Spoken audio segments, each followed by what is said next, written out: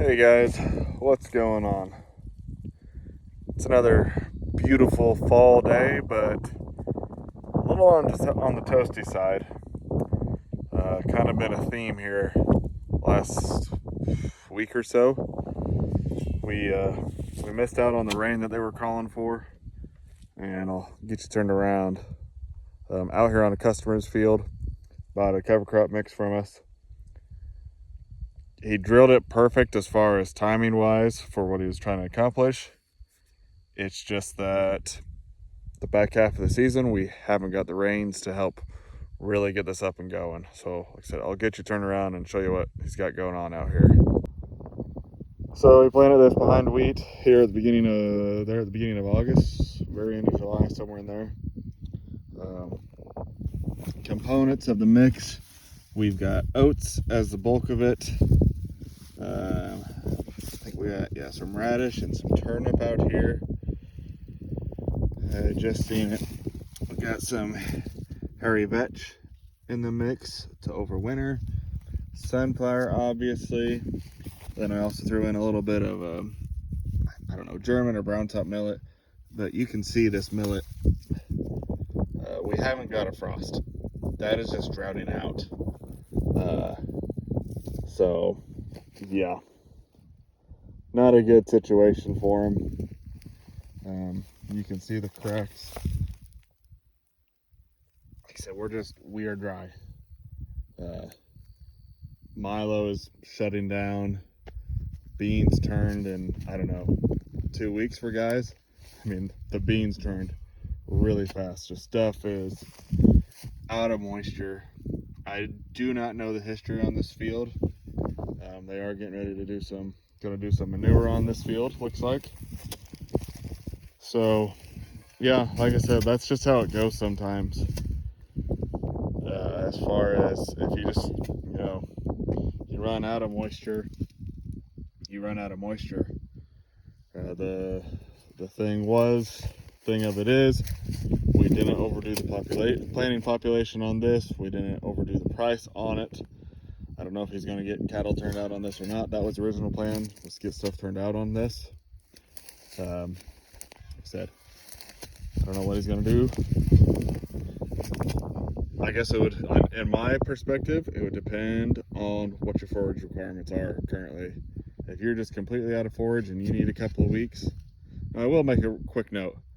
I don't think those are quail. I'm almost positive they aren't quail, but there's some sort of ground nesting bird. I have seen half a dozen out here now, and you can see them flying. I can't tell what it is. It might be a quail. It could be a quail. But the point is, they're out in this because of the habitat. Because it's a green growing plant. I'm sure there's some insects out here. Looks like a radish shot seed head and is blooming. It's all right. But yeah, but if it was my decision, if it was my operation, or could it be rapeseed? No, I had the right leaves for rapeseed. Sorry, I know, squirrel. If it was my decision and I was not in dire need of forage, I would probably just say, well, this turned into to be a cover crop. Because you got a good stand of flowers out here. You pumped a little bit of carbon in with the root exudates. You're gonna have, hopefully, if it cools off, which it's not supposed to, or if we get a rain, which we're not supposed to, maybe the vetch will overwinter. Off the top of my head, I can't remember if we had rape in this mix or not. But like I said, the oats might drought out, but the flowers will probably keep on trucking. But yeah, like I said, it'd still be a successful cover crop. Not a great cover crop, but you just got some diversity out here. So I don't know. That seems to be the theme this year, is just run out of moisture. Run out of moisture. We've been living from one rain to the next. So we can look real quick. Let's dig a sunflower just real quickly.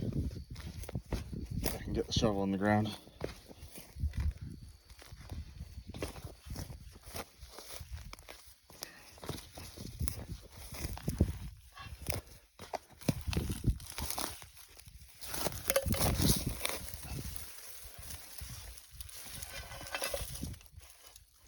Yeah, that's just dry as a bone. No moisture there.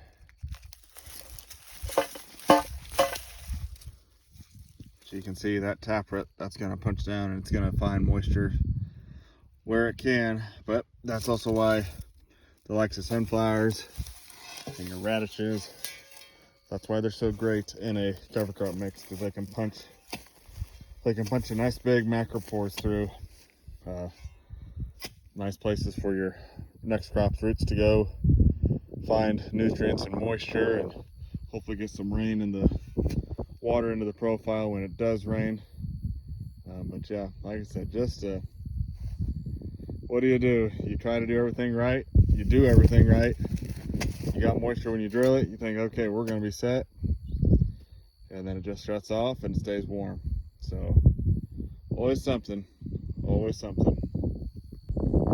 So yeah, I might walk around a little bit more out here, and then I'll probably go look at the corn and we'll call it good. So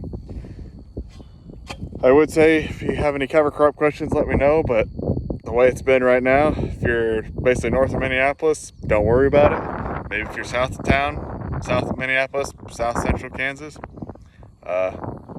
maybe you might be interested. But either way, keep me in mind for next year for spraying or summer covers. And as always, thanks for watching, guys, and we'll see you next time. Doing one more quick shot. So this shows you right here whatever's going on in this spot of the field. I'm sure what the history of it is. Like I said, I don't know, but my guess is essentially dirt in the past.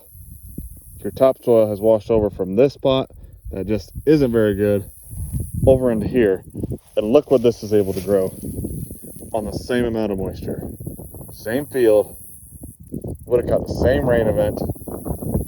Look how nice and lush and green that is versus 10-15 feet over. I mean, that's why it's not, if you can turn this into this, I mean, just think about that. Think about how that equates to any crop, not just a cover crop. I mean,